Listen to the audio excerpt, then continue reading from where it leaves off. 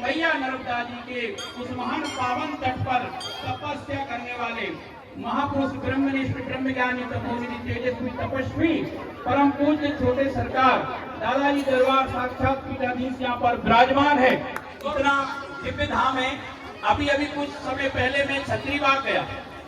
पहले से ही मैंने छत्रीबाग के बारे में सुना हुआ था, लेकिन दर्शन करने का लाभ मुझे पहली बार हुआ। और जब मैं छत्रीबाग जा रहा था तो यहाँ के इसी हिरण गांव के जीवन भैया को मैंने फोन लगाया कि मुझे सरकार से मिलना है, कहाँ मिलेंगे? तो उन्होंने कहा आपको 4 बजे के बाद में वहाँ इंदौर में दर्शन हो सकते हैं यदि आप पहुँच जाए। तो नवरात्रों का समय था और मैं वहाँ पर गया तो वहाँ मुझे अपने जो माधोबा है इनका पोता छोटा बच्चा मिला और उन्होंने बाद में व्यवस्था करवाई दादाजी से मिलने की और बहुत खुशी हुई मुझे। वहाँ इतना सुंदर जो दिव्य धाम है, दादा दरबार है वहाँ भी।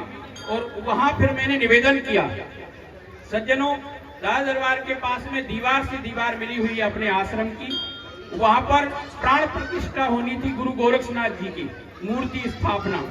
और उसके लिए ही मैं वहाँ निवेदन करने के लिए गया था कि आप उपस्थिति दें, आपका सानिध्य प्राप्त हो। तो छोटे सरकार ने कहा ठीक है, मेरी अनुपस्थिति में भी आप हम सब पूरा दादा दरबार उपस्थित है, भले ही मैं नहीं भी होऊंगा तो आप भी समझो मैं उपस्थित रहूंगा। जी ने कहा ठीक है, सब व्यवस्था हो जाएगी। और जैसे ही हम वहाँ गए उन्होंने वहाँ के कार्यकर्ताओं को कह के सारी व्यवस्था वहाँ आश्रम को दी और साधु संतों के लिए कह दिया कि जितने भी कमरे चाहिए, जितने भी महात्मा आए, सभी साधुओं को वो दरबार खुला हुआ है, क्योंकि संतों का दरबार है। संतों के लिए कोई भेदभाव नहीं। आइए, विश्राम करिए, रहिए और खाइए। तो सज्जनों वहाँ जो प्रसाद बना पेवर देसी घी का दादा दरबार की तरफ से पूरा खेड़ी घाट और भी आसपास से आए हुए साधु संत सबने भोजन प्रसाद भी लिया। और मैं बार बार साधुवाद दूंगा कि भले ही सरकार विदेश में थे लेकिन उनकी अनुपस्थिति में भी विद्यार्थियों के साथ में मंत्र उच्चारण के साथ में शिव महापुराण की वहाँ पर महिमा मंडन उन्होंने करी। सभी विद्यार्थी वहाँ आए और बहुत धन से बहुत सारा सामान भरपूर और सभी साधुओं को बांटे और भी सारा सामान दिया। तो उम्मीद नहीं थी कि इतना अच्छा हुआ होगा। और दूसरी बात, शिव महापुराण की वहाँ कथा थी, उस कथा के बाद में गुरु गोरक्षनाथ जी की मूर्ति स्थापना थी वहाँ।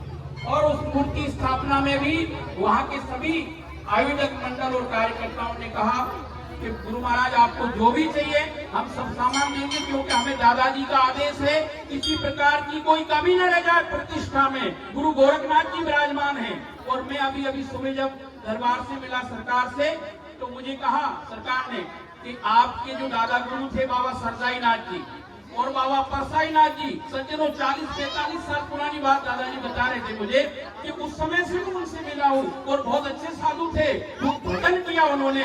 तो सज्जनों तो पीढ़ियों से यानी 3 पीढ़ी से तो मैं जुड़ा हुआ हूँ। अब मैं ही डोगरा हूँ तो दादाजी का देखो आप, इनकी तो आयु का कहने ही क्या, क्योंकि ये तो भगवान की कृपा है, देवी देवताओं का स्वरूप माना जाता है।